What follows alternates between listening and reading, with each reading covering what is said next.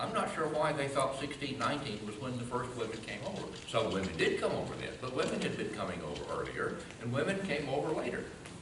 This was, 1619 was about in the middle of the time when the Virginia Company was trying to turn this tiny little outpost on the James River from being a small commercial and military outpost into a stable agricultural society. And you did a stable agricultural society with families. That meant women and children. So 1619 is in the middle of that, but people got it in their head because of those erroneous old school books that it started in 1619. It didn't. That's one. The other thing that got into the school books back in the 1950s was that Virginians threw the world's first Thanksgiving in 1619. Well, they didn't. I went and looked at the records. There was a ship that came on called the Margaret and John, and it arrived in the James River along about the first or second week of December of 1619. They were going to settle at the place that is now Berkeley Plantation. The people at Berkeley have been throwing their Thanksgiving for about 50 years now, commemorating an event that I believe did not happen. Because if you look at the records, the English investors who sponsored this ship, which had about 25 or 30 men in it, they were to come over and settle at what we call it Berkeley 100. And their instruction says that the anniversary of the day of your landing shall be kept as a day of Thanksgiving. But somebody misread that in the 1950s and said that they should give thanks when they got there. Well, now they probably did. I suspect anybody who survived. I think anybody who survived an ocean voyage going either way gave thanks as soon as they got off their doggone boat. That was a long, tedious, cramped, dangerous business. It could take 2 or 3 months to cross the Atlantic Ocean in a crowded, unheated boat with 3 or 4 times as many people as this and about half the space. Not to mention dogs, and goats, and chickens, and horses, and cows that they brought over. Anyway, the records of this voyage say that the anniversary of when you get there shall be a day of Thanksgiving. Well, maybe there was and maybe there wasn't. It happens that there is a list of people that we can know the names of those people who came over. Every one of them. Not a single one is there in another list that was made about 1.5 years later. Some of them had died. Some of them gave up and went back to England the first chance they got, and some just disappeared. They probably died too. So I don't think there was anybody there to give thanks. And even if they did, it didn't establish a tradition. Any more than the 1621 Thanksgiving in Plymouth established a tradition. That was a one-off event. Thanksgiving as a national celebration got started up way into the middle of the 19th century. The Berkeley one got started in the 1950s. Anyway, we're supposed to commemorate those two things that didn't really happen in the way that they were portrayed. But there were 2 very exceptionally important events, almost simultaneous, in the summer of 1619. We know what that is. First meeting of the General Assembly of Virginia, which is to say the introduction of representative parliamentary-style government into the New World. And a few weeks later, the arrival of the first documented Africans in Virginia.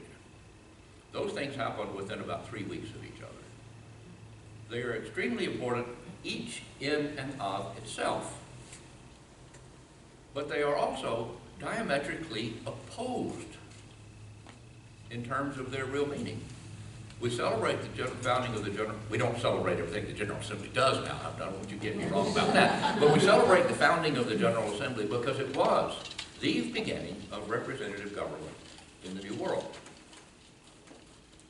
22 adult white men were elected to meet with the governor and the secretary of the colony and the treasurer and some other officials.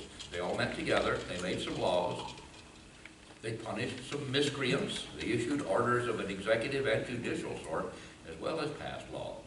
So it wasn't a sort of, This General Assembly wasn't supposed to evolve into something that we have today. It was not even actually a government agency. It was a tool of the Virginia Company for devising regulations to govern the people, including women, who were already there.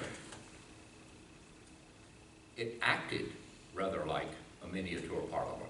They proceeded by parliamentary procedure. They had a speaker, they had committees, they read their proposed laws 3 times and passed them the same way it would go through the House of Commons. But this was actually an agent of, or an implement of company control.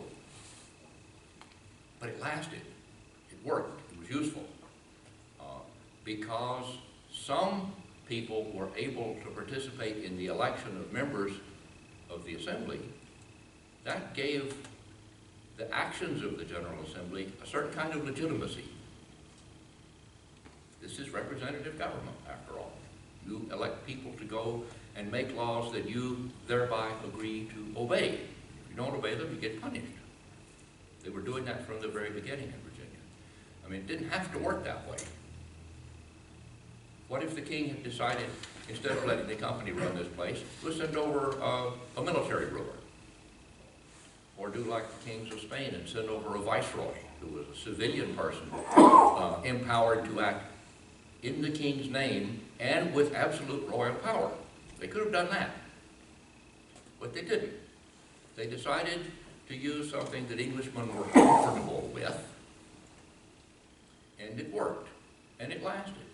And it's the primary, first, and very beginning of representative government in the New World. Now that is important. That is highly worth celebrating, regardless of what other kind of idiocies members of the General Assembly sometimes do, even today. So that we commemorate, and it's worth celebrating. Then just a few weeks later, a ship arrived at Point Comfort, which is just down, about where Newport News is now, just down the river from Jamestown. Ship had a long and complicated history. It had belonged to the Virginia Company at one time, called the Treasurer, and then it got captured by Portuguese, they're called privateers. It's really kind of private ships of war. In the olden days, kings would sometimes issue what they call a letter of marque and reprisal to a ship captain or a ship owner to authorize that ship to act as if it were a royal warship. I mean, this was done right through up into the American Civil War, actually. So it was the Portuguese privateer captured the Treasurer, renamed it, and went on a raiding expedition through the Caribbean, aimed chiefly at the Spanish. Well, what happens? A Dutch privateer captures the Treasurer and goes on its own raiding expedition, during the course of which it seized a slave trading ship bound from Angola to the Caribbean and took, the number is 20 and odd, so we know it's more than 20, we don't know how many, 20 and odd Africans off of that ship, sailed them up to Point Comfort, and put them ashore. That's the first well-documented presence of Africans in Virginia. Let me pause and say, it's entirely possible that some Africans had been here earlier than that. We don't have lists, we don't have rosters, they call them musters then. It's almost certain in my mind that some of the ships that went back and forth between England and Virginia probably had black crew members. I mean, ship's crews at that time were made up of all sorts of people, not just Englishmen. You would have people from all over the British Isles, from the Mediterranean, from 1 or 2 members maybe from any of half a dozen seafaring nations. And it could have included some Africans as well. They didn't stay. These did. So what happens is that they unload this human cargo on the beach at Point Comfort, and they sell them. The governor, the manager of the company storehouse, and 2 or 3 other people bought them. But what does that mean? Were they slaves? Did they buy their bodies? The records don't say. In fact, we only have one record a letter that John Rolfe wrote. John Rolfe, was the guy who experimented with the nicotine and tobacco, the variety of tobacco that they liked in England. If they hadn't done that, Virginia would not have had a cash crop. Virginia probably wouldn't have lasted until 1619. So John Rolfe, famous for 2 or 3 things. One of them is that he gave Virginia a cash crop that worked, tobacco, married Pocahontas, and wrote a letter in the middle of the winter of 1619 and 20, describing how, at the end of August, this ship put 20 and odd Negroes ashore, the governor, the Cape Merchant, and some of the other people bought. But what do we understand by the word bought? Did they buy them thinking they would be lifetime slaves? Did they buy their labor, much in the way that you would buy a labor contract for an indentured servant? A lot of people came over here from England throughout the 17th and into the early part of the 19th century. We call them indentured servants. Now, we don't mean servants that they waited tables. They worked for other people. They served other people. And an indenture, which you may know, or maybe you have forgotten since you were in school, an indenture is a written contract. The owner has one and the servant has one, and they're written in identical language. And then they put the 2 papers together on top of each other and cut a jagged, indented line across the ends. So that was authentication that this contract that the servant has and this contract that the owner has are the same contract. This person's work belongs to this person for a stated period of time under certain stated circumstances. Give them fed, clothed, good housing, maybe give them a cow at the end of the years of service. And the amount of service is limited by that contract. And if the owner violates that contract, the servant has legal redress in the courts under English common law. If the servant misbehaves or wastes the owner's property, then the owner has redress through the legal systems of the courts. That's English common law. Those people served limited terms of service. They were very numerous. Most of the white people who came to Virginia in the 17th century probably came over as indentured servants, hoping that if they lived till the end of their contract, then they could become independent farmers, or wheelwrights, or blacksmiths, or whatever. So those people had lots of legal protections, and if they lived beyond the 7 or 9 years, they had some opportunities. But nobody knew what the status of these 20 and odd people from Africa was. Now, one complicating thing that I think I have to try to explain. People misunderstand this. I've heard a debate among reasonably well-informed historians not too long ago, and one of them says, but English law did not govern slavery. So therefore, how could they own slaves? English law did not provide for slavery. So how was it then that people could own slaves? Well, English law, the common law, was very permissive. It said what you could not do. It didn't say what you could do. So English law is silent on slavery.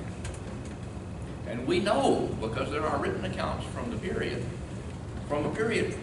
3 or 4 generations before 1619, that there were in England African servants held in lifetime servitude. English people had bought them, usually from somebody in the Mediterranean. And the law did not prohibit that. So therefore they did it. I'm not talking about thousands and thousands of people, but it did happen. So English people were accustomed to different kinds of servitude. They knew about the practice that obtained throughout the Mediterranean world, throughout much of Africa, and even amongst Indians in the New World. Capture somebody in warfare, he's your slave for life. He owes you that service because you did not kill him. That was the international law of the time. Englishmen knew this. They saw it all around them.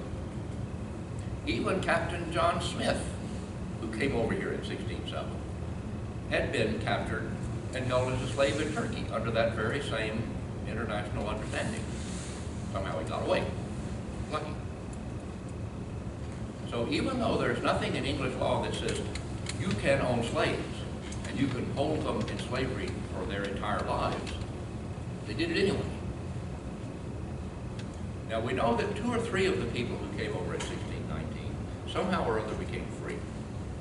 And we know that a great many Africans who came over in the decades after that also became free. So not everybody who came from Africa got forced into lifetime slavery.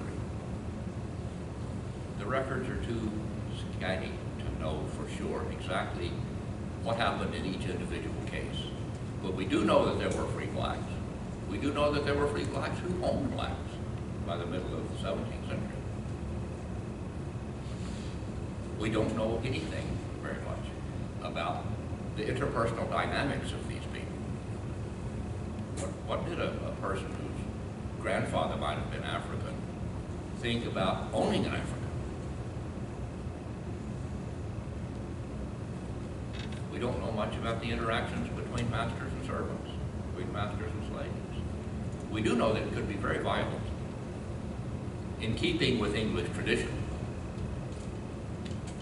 Any kind of servitude, mild or harsh, entails a threat or the reality of violence.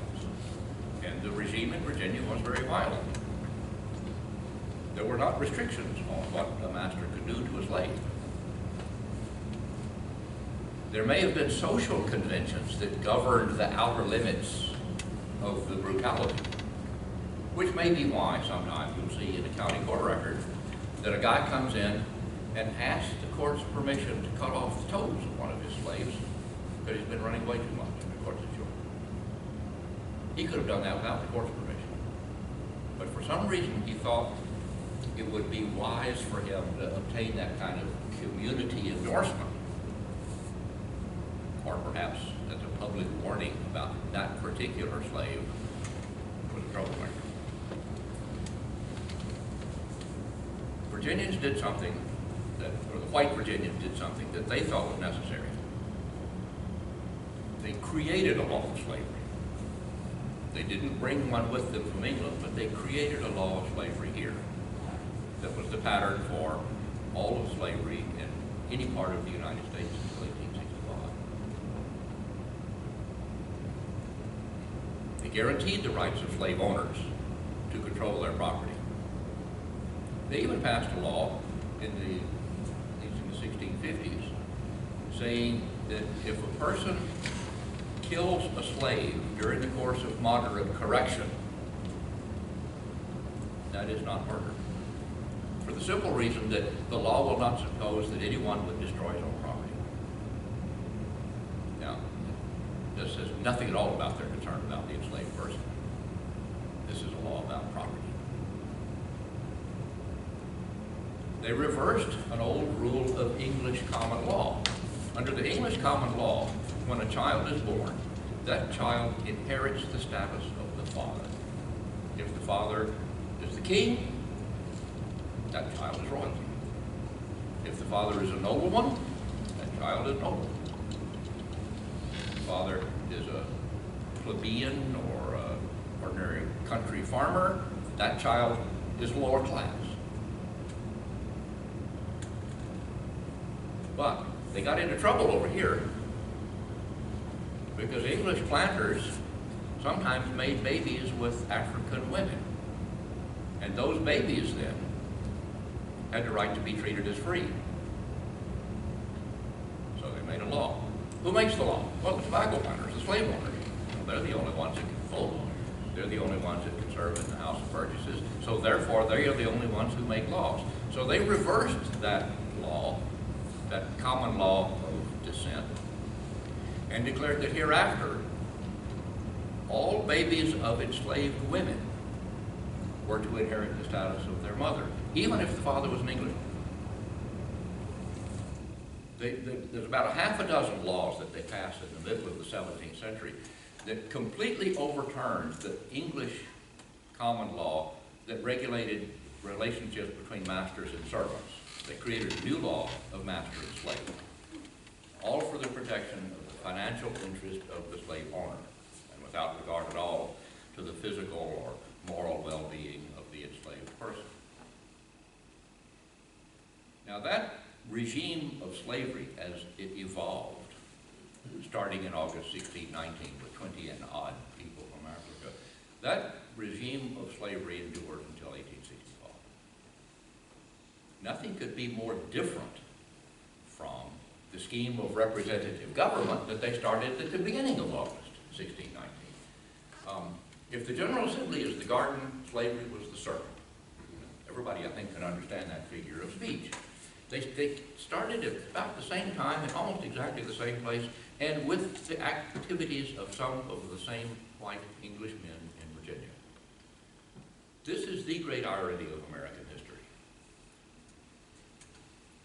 A state, commonwealth, a country that pretends to be a place for freedom, and for many people is.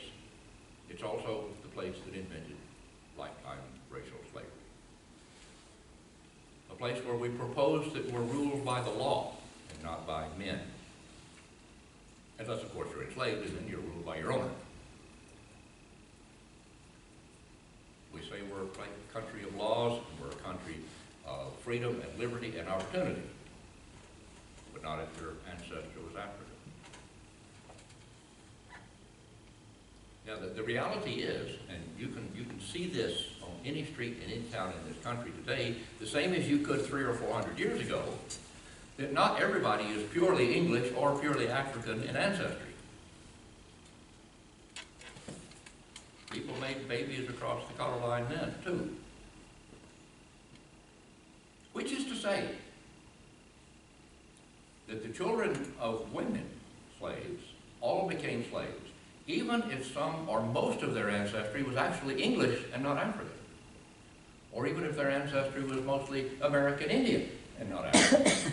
So it's not just descendants of Africa who were enslaved for these 2.5 centuries. Lots of people whose ancestry was English were enslaved as well. Or Pamunkey, or Mattapanai, or Monacan. They were enslaved as well.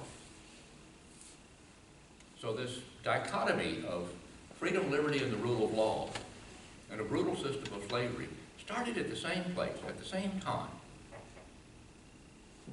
And we haven't got over it yet. We can commemorate those two events, but we can only celebrate one of them. We should really mourn the other one. We can't get out from the shadow of slavery, because with slavery, we also invented racism. In 1619, English people, by and large, did not think that Africans were inferior. They were technologically less advanced. But racism grew as the slavery regime hardened, and it became more brutal. And the debasement of the enslaved population led the dominant white population then to look down on them. So the way I read this evolution in human relations, particularly in Virginia, but I think elsewhere in the United States, is that you've got a slow increase of realization of racial differences, leading to an understanding that people of African origin or descent were mentally and morally inferior to people of European descent. And this is slow, this is gradual, didn't happen overnight. It probably reached its worst point about 1920. That's 300 years already of worsening relationships between races. Now, there's a lot of factors that work into this, but the fact of the matter is, you get the most rigid racial segregation enforced in Virginia in the 1920s. That racial segregation, that bigotry, that Jim Crow system replaced slavery as the way in which white people regulated the behavior of black people to the benefit of white people, not with any care about the benefit of black people. So that's why this year is important. It ought to make us think, and it ought to make us disturbed. Is there any way we could get out from under this awful legacy that our ancestors created with slavery and racism? We certainly haven't got beyond it. We're having trouble enough making sure that the representative government works properly. That's not easy either. It would be much easier if we didn't have the snake still in the garden, if we didn't have the racism and segregation and resentment. People perceive each other in ways that make no sense, but that govern their lives. Every time that there's another news story about a white policeman shooting a black man, I think, you know, there is so much violence in the black community. And there is a long history that the black community remembers of white violence on black people.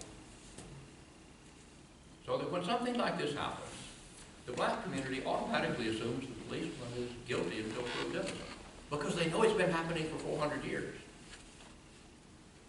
But the white population looks at things in such a radically different way that they tend to think the policeman must be innocent, because a black guy out of his place is presumed dangerous until dead.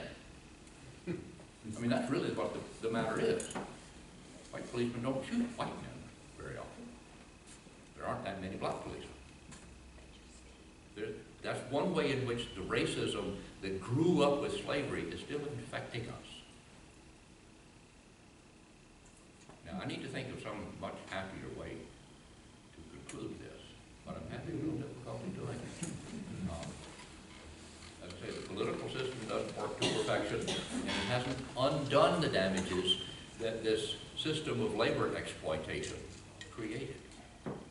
So rather than try to wind up on a happy note, I invite comments and questions about anything that's related to these two events that did happen in 1619, the creation of representative government and the creation of slavery. Was slavery in this country any different from slavery in European and Asian countries? Yes. In European countries, there wasn't much slavery by 1619. What slavery there was those people who had been captured in war and held in service without pay. They weren't always held in service for life.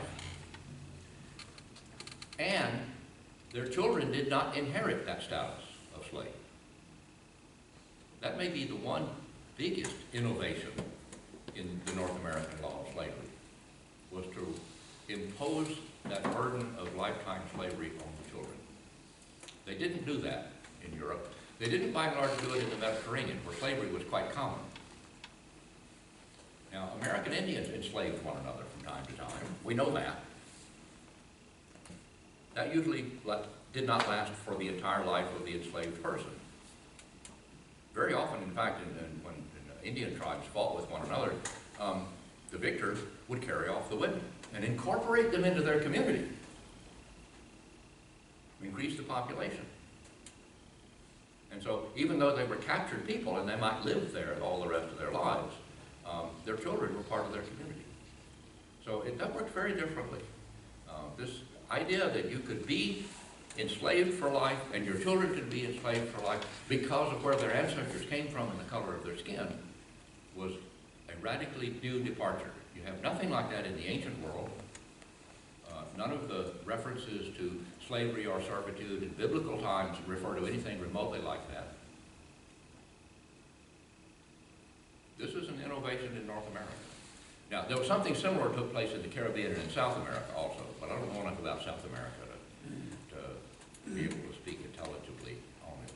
The unfortunate matter is that in the Caribbean, where they use sugar cane rather than tobacco,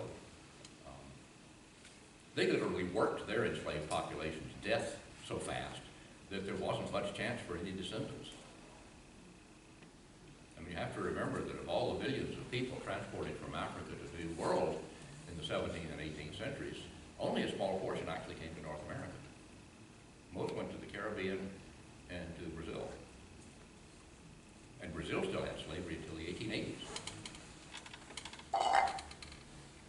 yeah, there's very, very big differences. And every one of those differences was a deliberate choice by policymakers in Virginia to solve the problems of other policymakers, all for the benefit of the people who owned their laborers. That was a very good question. Do you believe that $24 million that the Commonwealth spent in public money to celebrate the events of 1619 was lavishing, as the headline in recent newspapers said? I was disappointed. I don't think that we taxpayers got anything of, or very much of lasting value from the money spent on the commemoration. I'm not sure that the people who were staging the commemoration really knew what they wanted to do. I mean, I talked with some of them, I knew some of them, I was in meetings like this with some of them, and they wanted to celebrate. But even they knew you couldn't celebrate slavery. So they were working at cross currents. They didn't consult historians very much. Or they didn't listen. And then, well, I think the failure of imagination was that they didn't ask this question. In 25 years, will this have made a difference? Will it get into the school books? Will it get into the classroom? Will it get into the county historical literature? Will people understand something differently as a consequence of this investment of public money in a commemoration? I don't think we got much out of commemorating the 150th anniversary of the Civil War either. We did get something out of the commemoration of the 400th anniversary of the settlement of Jamestown in 1607, although you have to go to Jamestown to see it. The National Park Service, the Association for the Preservation of Virginia Antiquities, and the Commonwealth of Virginia, all three put up new museums with excellent interpretive educational exhibits. The one that the state put up is huge. And for the very first time, it wasn't a triumphal story of white heroes creating democracy in America. It's a complicated story. Because those white heroes killed off one whole heck of a lot of Indians. They enslaved one whole heck of a lot of Africans. They exploited their labor. It was a very, very complex, very unpleasant story in many respects. But now, at least on those three venues down there at Jamestown, you could get a much richer sense of what it was like for the people who were involved and what it meant. So there was a good result from 2007. But only if you go to Jamestown. How do we make this knowledge available everywhere? I don't know. I don't think there was anything comparable that came out of the 2019 commemoration. You know, they had a one-day event down there where they had a bunch of speech making, and then they had a conference of a couple of days about representative government that nobody else outside of the conference paid any attention to. So, no, I don't think we got our money's worth. Yeah. I'm not sure what they should have done. I don't think I would have devised a public program that would have achieved the objectives that I missed. But somebody might have, but I don't think they did. That's a good question. It was curious that these newspaper articles on that expenditure of public money for that purpose came out just 2 or 3 days before here I'm supposed to come and say something smart. But our money. Yeah. Well, I didn't do it. I didn't do it. If it wanted me to do it, I would have done it differently, but I can't say for sure what I would have done or whether it would have worked. I started working on Virginia history back during the 200th anniversary of the American Revolution. I worked for what's called the Virginia Independence Bicentennial Commission, and it sponsored the writing of a whole bunch of books, and I was involved with publishing a shelf of books about this long that contained all the records of the conventions and committees that ran Virginia from the time that royal government began to collapse through the adoption of the Constitution of 1776. And those books and that set of documentary records, that survives. And people use them. And they have used them to give us a better understanding of what the American Revolution meant in Virginia, what it changed, what it didn't change. It kept slavery. They didn't even think about not keeping slavery. So there was something that came out of that commemoration. Maybe not enough. Everybody in the state didn't read all those books, but the insights that those books provided gradually seep into the textbooks, they seep into the classrooms, and they seep into the public consciousness. So we understand the American Revolution differently now than we did before that commemoration. There's been a lot more talk, I will say this, about 1619 and 2019. There has been a lot more intelligent talk about the problem of slavery that began in 1619 than there used to be. I don't think most of it came out of this tax money. I mean, the New York Times was not funded by the legislature of Virginia when they did a huge, big magazine on 1619 back in June. A wonderful set of essays. None of them by an historian, by the way. They were all African-American writers who were asked to look at certain aspects of American history in the light of what happened in 1619. One of them wrote about prisons. How come it is the United States has a larger portion of its population in prison than any other country? How come it is that most of that population is black? Can that be traced back to the way in which white people learned to treat black people in slavery days? There's not a clear-cut yes or no answer to that. But those were wonderful essays. They raised some really good, important, relevant to today issues and linked them all the way back through history. That's what we historians love to do. We're much better off now in trying to understand what slavery and racism have done to us as a people. That may be the one thing that has come out of the observance of 1619. Although I don't think it came out of because of the tax dollar. It came out of people paying attention and making connections between the past and the present. I read, Yes, I think on Wikipedia, that one of the problems was at the time, England and Spain had just signed a treaty to ban piracy and privateering. And when the slaves were taken at sea, the word hadn't gotten to them because it was a couple of months before. And so they brought them into Point Comfort. Yardley purchased either all or part of them. And then when he found out, he moved them up to Wyandotte in Charles City County near Berkeley. And they were transported there. And coincidentally, the same year, he was granted 10,000 acres up there of his own property. And I'm wondering, was that because he was thinking he could probably use them on the property he'd just been appropriated? Very likely. Very likely. I mean, these decisions that were made early on about what to do with imported African laborers, those decisions were made by the most important white people in the colony because they were the ones in a position to make their decisions stick. You have some laborers, get some land. You have some land, get some more laborers. It's no accident that later in the 17th century, the people who began the first large-scale importations of African laborers in Virginia, say starting in the 1660s and 70s, were the biggest planters. You know, they or their sons or their brothers were members of the General Assembly. They had power. They could change the law. And because of John Rolfe, they had money from their tobacco planters. So those people began the large-scale importation of Africans later in the 17th century. This too is a relevant condition.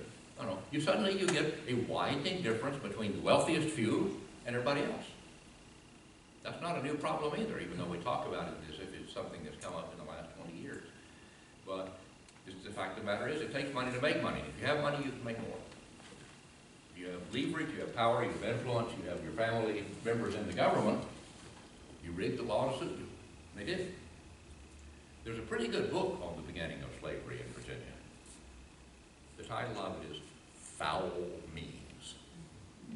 They used foul means to achieve their objective. It wasn't an accident.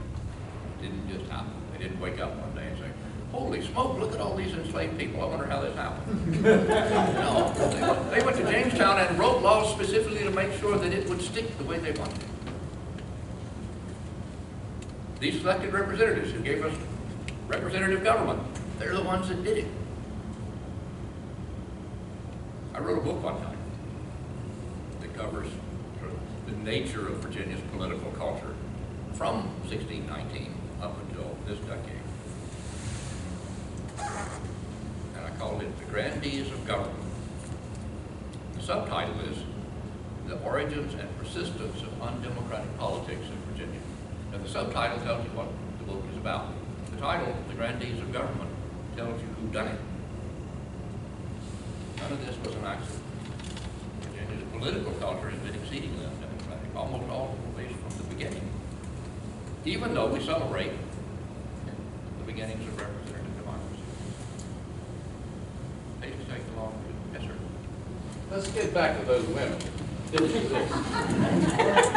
Who dreamed up that little part of the story? What's your way?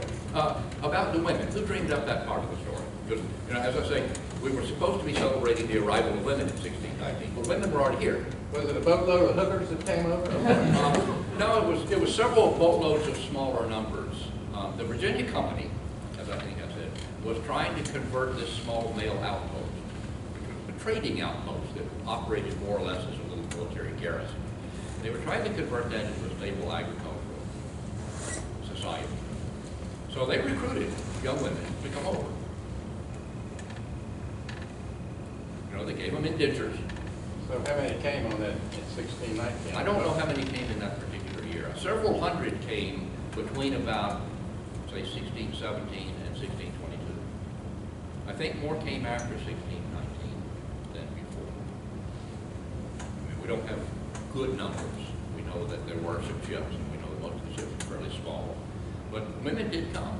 You know, they came over here, and they married and had babies, and it changed the whole nature of the culture. It became more like a little outpost of English rural civilization than it was like a little military trading post.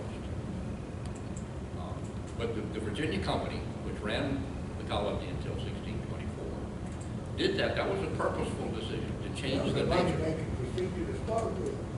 Well, the Virginia Company was supposed to be a moneymaker, but it didn't. It was supposed to be. In fact, I always make a bad joke that because Virginia was founded by a commercial enterprise with a royal charter, that even though Calvin Coolidge didn't know it, he was right. The business of America began was business. That company, the Virginia Company, created a kind of government over here. It had the king's approval, but it wasn't something the king created. This was something the company created. We actually would never imagine something like that happening today. You know, General Motors wouldn't go somewhere and create a government. But it's happened a lot in the 16th and 17th century. English kings chartered a whole series of companies to manage trading relationships with other places. The most famous of all of these was the East India Company. Like the Hudson Bay. Hudson's Bay came a little bit later, but it's about the next most famous.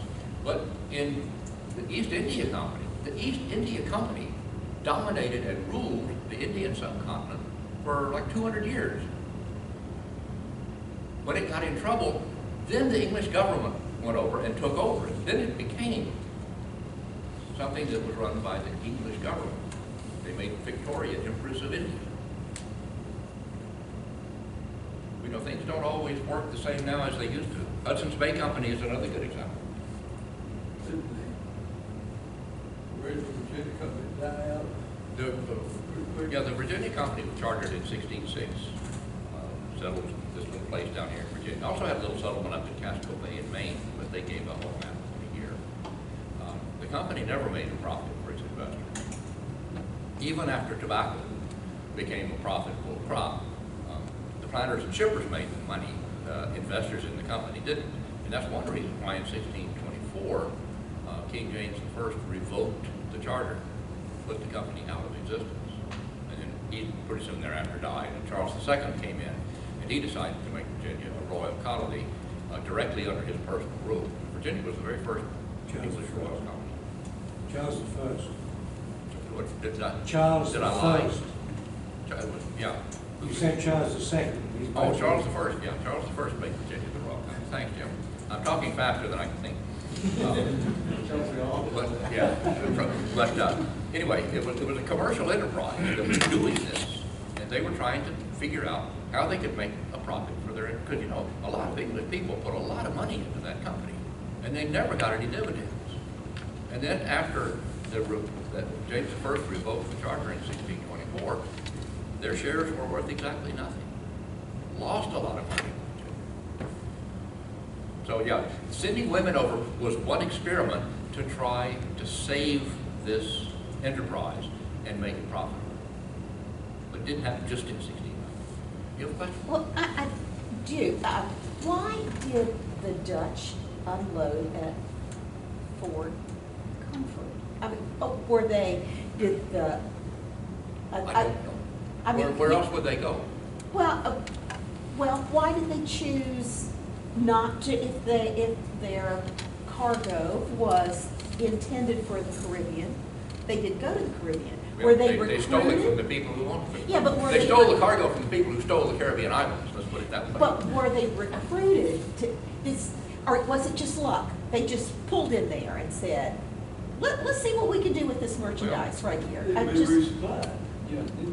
Yeah, well, of course, everybody in the sailing ship days needed to be resupplied. There's only just a few places they could go. You know, there was only just one English settlement on the east coast of North America. And they were probably thinking of themselves as at war with the Spanish or the Portuguese. So where else would they go? It seems strange that they came this far from the Caribbean, just to unload 20 and odd people. But they may not have, you know, maybe this was a stop on the way back to the Netherlands. A resupply, sell some merchandise in the form of 20 and odd people. That makes a certain kind of sense. But I don't know what their motivation was. I just don't have any of their records that explain why they did, what they did, where they did it. Good question, though. One of the things that seems strange is we've never had much luck making prisoners be good workers. Different states have tried to do it, it's not been made, that's what apparently hasn't been very productive. And yet the slave production ended up being fairly productive. What I understand. Slave labor did Very become labor intensive. It became very, very Took profitable. a lot of people, and you sold your product the right time, right place. You got more of it. I read the letters of the Breckenridge family in Montauk County, in 800 of them. And they had told that selling tobacco to a broker. The broker couldn't get enough money to pay it. And they had to compromise. This was in the 1800s. So, Yeah, slavery was a very profitable system in many respects and in many places. Tobacco planters that were profitable. Sugar plantations were profitable. Cotton plantations were profitable. Rice plantations, indigo plantations. In the 19th century, slavery was shown to be very profitable in industry too. By the 1850s, Richmond was the largest industrial city in the South. All of the big factories there, flour mills, iron manufacturers, steel mills, they all employed horrible slaves. And then they started building railroads. Railroads were the most intensive, labor-intensive business in the country next to cotton planting. You know, it takes hundreds and hundreds of people to dig enough coal out of the ground, dig enough iron out of the ground, and haul it to somewhere where it can be smelted and made into rails or boilers. It takes a lot of people to do that. It takes a lot of people to lay the track. It takes a lot more people to cut wood for the cross ties. It takes a lot more people to cut wood to burn in the locomotives. It took thousands and thousands of people. Railroads became the largest employers in the country during the 19th century. Every Virginia railroad owned slaves. And they all rented slaves. In the 1840 to 1850, 1860 census, they did a census of the slaves where they were. And many of them were working for contractors building railroads in Virginia. Right, that's absolutely true. Owners of slaves, however, were sometimes reluctant to hire their slaves out to some kind of railroad builders. When they dug a tunnel under the Blue Ridge Mountain between Charlottesville and Waynesboro. Rosestown. They had to bring over Irish miners to do it because slave owners wouldn't risk their valuable property in such a dangerous business of drilling a hole a mile through a mountain. But slavery became extremely profitable for many owners. It becomes profitable through the use of force. It's not persuasion, it's not reward, it's the use of force. There's a great book, came out about 5 or 6 years ago. And the author's name just fell right out of my head. Does that ever happen in you? Edward Baptist wrote a book called The Half of It Has Not Been Told. And it's about how slavery in the United States in the first half of the 19th century became an enormously profitable institution. You know who invented modern industrial high finance techniques? It's not the bankers in Philadelphia. It's not the cotton loom owners in New England. It was the Southern tobacco planters. They did what later became known as time and motion studies to figure out how to get the maximum amount of work and cotton out of each one of their slaves. There's another new book just out called Accounting for Slavery. It takes these records and shows how the cotton planters in the South, the large-scale ones, increased efficiency by factors of 3 or 4 times in about 20 years. So that they didn't need more slaves. They needed more land because they were able to graze cotton from one end of the county to the other. Cotton gin is invented and slaves all moved south. The slave owners moved south and took their slaves with them. But, you know, slavery was a big business in Virginia, too. The biggest business in... One of the reasons that the landowners were running out of land is they had depleted the land because they hadn't figured out fertilization at that point. Oh, yeah, That tobacco come later. planting So they had in to particular. move because the land was shot. Tobacco planting was particularly destructive, too. But still, even so, there was more enslaved people living in Virginia in 1860 than in any other state. And there was more slave owners in Virginia than in any other state. There was more slaves in Virginia right straight through from the Revolution to the Civil War than in any other state. And most of them weren't raising tobacco by 1860. In fact, there were so many enslaved people in the state that the business of buying slaves in Virginia and selling them to the lower Mississippi was the largest business in Virginia in terms of the amount of dollars involved. A friend of mine has recently done some research on the slave trading family of slave trading firm of Hector Davis and Company in Richmond. He did about $2 to $3 million worth of business a year. And $1 million was a lot of money then. All of the tobacco sold out of Virginia in that year was only about $3 million. And Hector Davis was one of maybe a dozen or 15 big slave trading companies in Richmond, and not the biggest. And somebody was making one whole heck of a lot of money off this institution of slavery by human trafficking, which is what we call it today.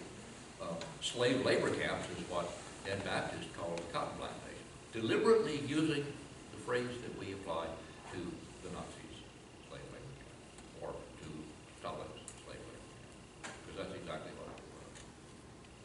Exploitation on a gigantic, loathsome scale, always employing or threatening serious violence. Another question over here? Yeah. One I've just finished, or they're finishing a number of symposia, or what they call increasing the narrative in communities around black, white, poor, rich. But the question that has come up in a lot of them at the very end is reparations.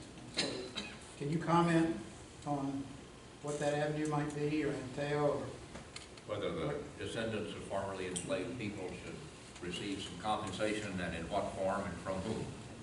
Boy, that's really complicated. I mean, looking at it from a purely moral point of view, you say, of course. From a practical point of view, how would you do it? Who is going to decide who should get how much? And no matter how much somebody gets, it can't undo what was done to their ancestors.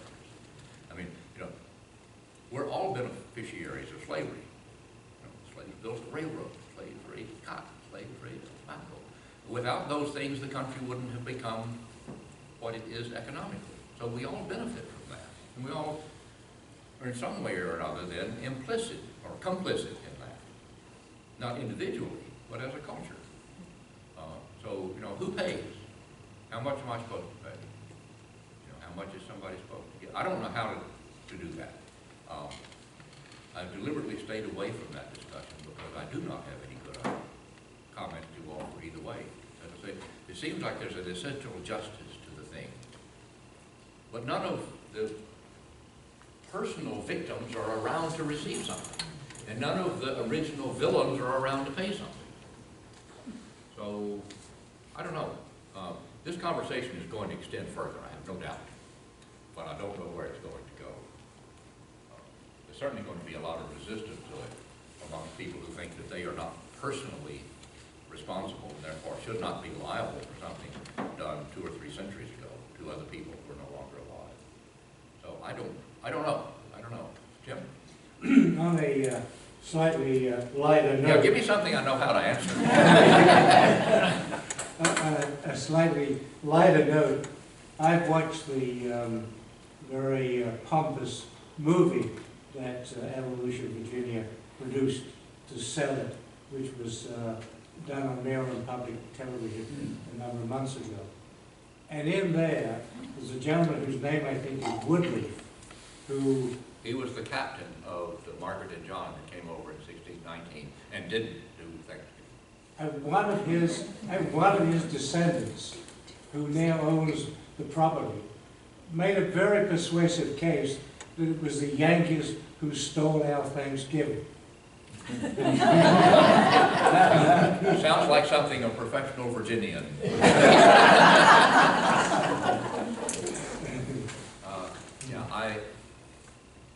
I plead ignorance, Lord. Yes, sir.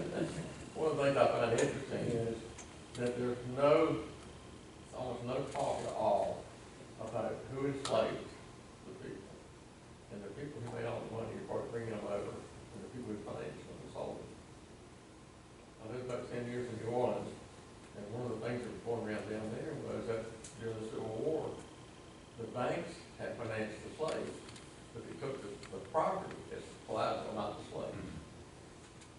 So there was no question of what they had to do, because they were going to lose everything if they didn't push back. And this whole thing about, it's all about the Southerners who benefited in some ways and got hurt in other ways, but nothing about the people who facilitated it all and profited heavily from it. Well, of course, the English profited from it a great deal. Liverpool was the very center of the international slave trade up until it was put out of business at the beginning of the 19th century. Lots of English fortunes got made there, and then the textile mills in Manchester and elsewhere in the Midlands, as well as in New England, those people made a vast deal of money from the cotton that the slaves raised in the South.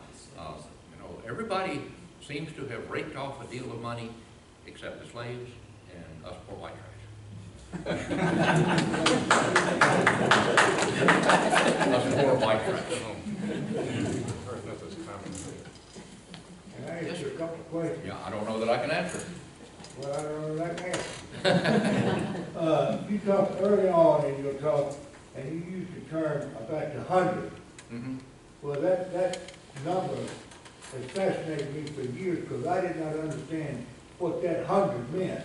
But the Bermuda 100 is the one you hear about the most. And that's the one that's an area that supports 100 families. That's where the 100 comes from. Yeah, and that goes all the way back to pre-medieval England, where the community was organized by tens, hundreds, and so forth. And so an area and its people came to be called 100. Regardless of how many people actually lived there, but about 100. That seemed to be a good number, and that term got brought over here because these people. You hear that term and nobody explains it. Doesn't make any sense. Yeah, nobody. All right. Yeah, that was a good question. You talked about the beginning of, I will say, Republican government in the in Virginia. That's the House of Burgesses, which is now, a different name, is the oldest living legislature in the world. Well, you've got the Not House of even all. Commons. You've got the House of Commons. In the New World. Yeah, well, you can't count England because it was a king, so whatever. Well, England is an odd case because it was royalty, but it also had representative government. So. Yeah, but it had a king though. You talk about Point Comfort, that's on the north side of the James River. Yeah, Okay. about where Newport News is. Right, and then one more thing, you talked about 1865 was the end of slavery. In the United States. No, it wasn't to the 13th and 14th Amendment. So what Lincoln said didn't affect what happened. That's what he said. Well, the 15th Amendment, ratified in 1870, was the legal end of slavery in the U.S. Right. Because slavery existed under the laws of Delaware and Kentucky until December 1865.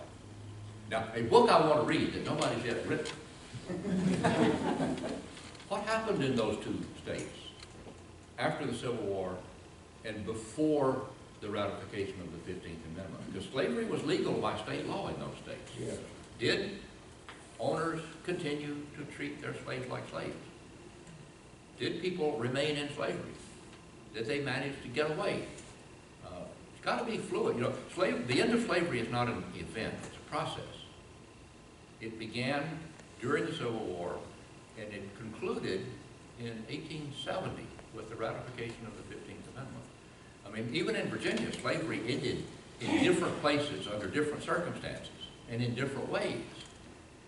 You know, it must have been a different event for each person. But if you look at it in the big term, it's a process that lasted for several years. And we can't even say for sure that in any one place, the legal end of enslavement meant no enslavement. I mean, there is a record of Thomas S. Bocock, who was the last Speaker of the Confederate House of Representatives, buying free slaves after the surrender at Appomattox. After the surrender of Appomattox, the U.S. Army was in control, and he lived in Appomattox County already. That meant the Emancipation Proclamation was in force there. Had he not been paying attention? Did he not understand what a profound revolution was going on? You got a deal. There's only about 2 or 3 scattered references to this in various collections of letters, but it does tell us that people were trying to figure out what to do. They'd never encountered a circumstance like this before. And these things get protracted as finally it gets figured out. Isn't it? I did research on a family in Albemarle County. Slavery ended there because they had not the dollars to pay, and they were required after the war to pay people who worked for them with dollars. They didn't have the dollars, so they had to let the slaves go. You think they would have kept them if they could? Well, they couldn't farm anymore. They had tobacco, and they needed those skilled workers, and they couldn't feed them. So the workers went north. Yeah, and a lot of people, enslaved people, took the first chance they got to escape. I read an interesting study several years ago about, during the Civil War, the state of Virginia or the Confederate government requisitioned slaves from owners to work in hospitals or to drive wagons or to dig entrenchments and this and that and the other. So many of the men who got taken away from their homes to work on those war projects for the Confederacy, so many of them escaped that by the end of the war, there weren't hardly any left for the Confederacy to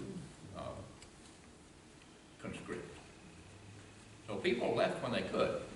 The fact of the matter is that nearly all of the people who escaped slavery that way were men. They leave their families behind and go. Mothers wouldn't leave their families behind and go. you do have some families going together when they could. Usually, when the United States Army was close enough that they could get through the lines and have the protection of that army. But yeah, it happened differently everywhere to everyone. It took a long time for them to work out how to live in a free labor economy. I think we're still working on it. We're still not doing a very good job of it. Tell you the truth, One There's a more. question in that. I'm sorry. 5,000 slaves ended up at Fort Monroe during the war. A great many, I don't recall the number. Yeah, but I mean, there were places all over the entire perimeter of the Confederacy where enslaved people were running away from their owners. As soon as they would get behind the United States Army lines, they started considering themselves free. Even before the Emancipation Proclamation, they were doing that. So, because they were doing that in such great numbers, some people argue that that's why there had to be an Emancipation Proclamation. That's why the feds reacted to secession to try to keep the Union together. This was a war to save the Union. Until about 1862, when it became evident to Abraham Lincoln that the only way to win the war to save the Union was to free the slaves to ruin the South. And so then it became a war to end slavery in order to save the Union.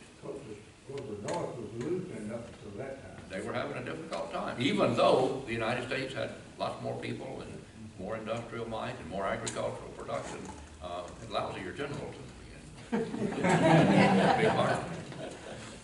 But these are great questions. When I used to teach school, once upon a time, I would decide if my class was a success or a failure, depending on how many people snored and whether I got good questions. Well, you're a great class. Thank you.